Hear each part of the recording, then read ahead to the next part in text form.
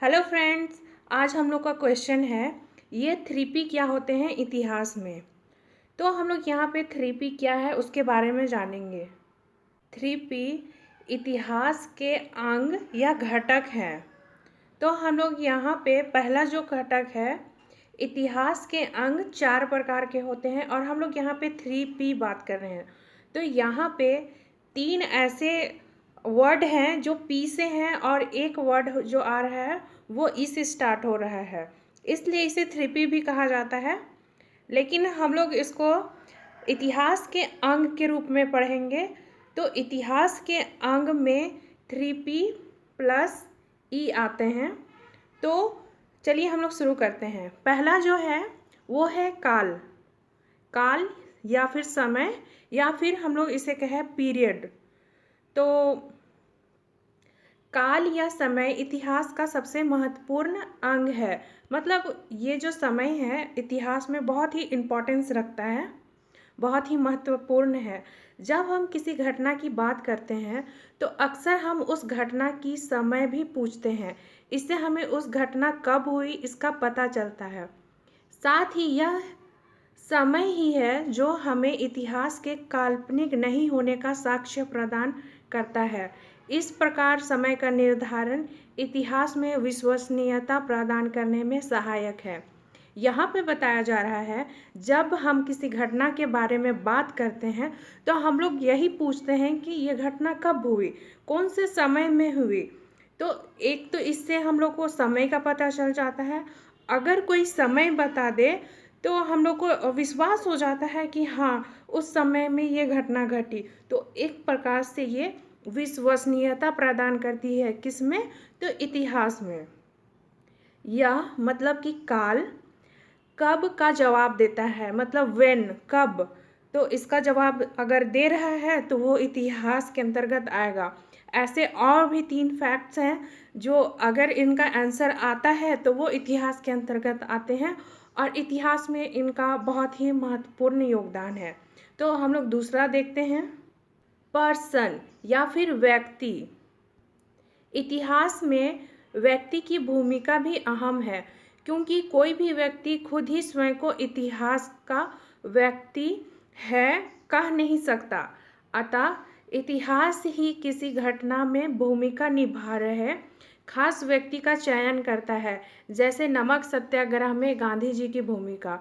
मतलब कि यहाँ जो कहने का अर्थ है कि कोई भी व्यक्ति जो अभी हम प्रेजेंट में है तो हम ये नहीं कह सकते हैं कि हम इतिहास बनेंगे या फिर इतिहास में मुझे याद किया जाएगा। वो तो इतिहास ही बताएगा कि उसको मतलब याद किया जाए या नहीं किया जाए। तो यहाँ पे वही चीज़ को बताया जा रहा है कि इतिहास ही किसी घटना में निभा रहे भूमिका किसी खास व्यक्ति का चयन करता है।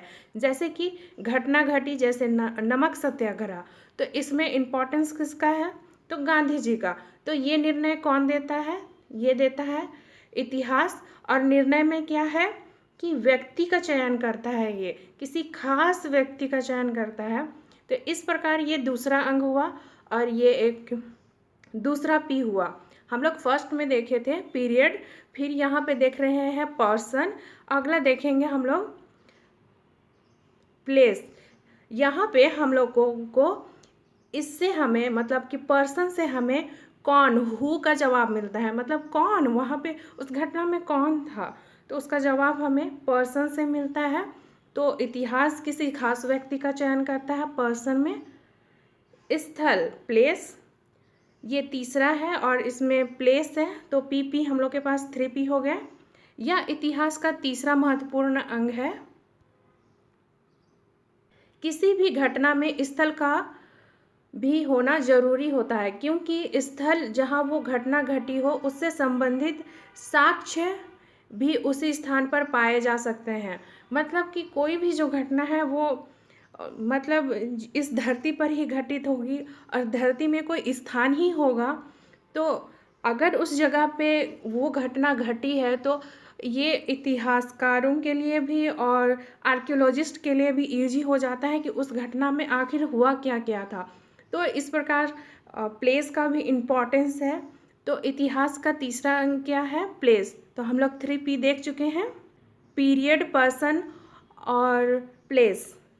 इससे हमें कहाँ वेयर का पता चलता है, मतलब कि स्थल का पता चलता है। कहाँ प्लेस से हमें वेयर का आंसर मिलता है, मतलब हम लोग जब पूछेंगे कि कहाँ घटित हुई तो उसका स्थान बताना पड़ेगा। अब फोर्थ जो अंग है इतिहास में, उसमें है घटना, इवेंट। घटना इतिहास का चौथा महत्वपूर्ण अंग है। इतिहास वही होगा जिसमें कुछ घटना हुई हो। प्रायः होने वाली सामान्य घटना इतिहास में नहीं होती, परंतु जो सामान्य ना होकर विशेष घटना वही तो इतिहास है। मतलब कि यहाँ पे बताया जा रहा है कि इतिहास में जो प्रायः होते रहता है, जैसे कि मॉर्निंग हुआ, सुबह तो होना ही है, सुबह हुआ है तो शाम भी होगा, लेकिन ये तो रोज़ होती है ना। तो इसमें अगर कुछ अलग होता है, जैसे कि हम लोग देख लेते हैं सूर्य ग्रहण, चंद्र ग्रहण, तो अगर ऐसा कुछ विशेष घटता है, रोज़ के अलावे कुछ एक दिन विशेष घटता है, तो जिस प्रकार ये विशेष का रूप धारण किया, उसी प्रकार इतिहास में भी जो जनरल हम लोग काम करते हैं, अगर उससे कुछ अलग कोई घटना घटती है तो हम लोग इसे इवेंट में ले लेते हैं। मतलब कि सारा चीज़ होना चाहिए इतिहास में। जैसे कि हम लोग अभी बात किए पीरियड का, मतलब समय का भी ज्ञात होना चाहिए, पर्सन का, मतलब उसमें व्यक्ति भी इन्वॉल्व होना चाहिए, प्लेस भी होना चाहिए, और उसमें कुछ घटना हो तभी वो इतिहास है।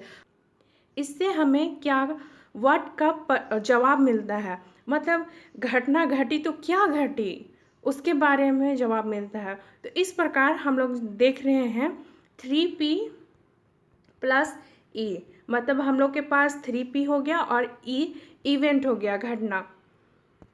तो फ्रेंड्स, ये हमेशा हमें जब भी हम हिस्ट्री पढ़ेंगे या फिर कोई भी हिस्ट्री का कोई भी टॉपिक, तो हमें इस चीज़ को ध्यान में रखकर पढ़ाई करनी होती है, क्योंकि ये इतिहास का महत्वपूर्ण अंग है।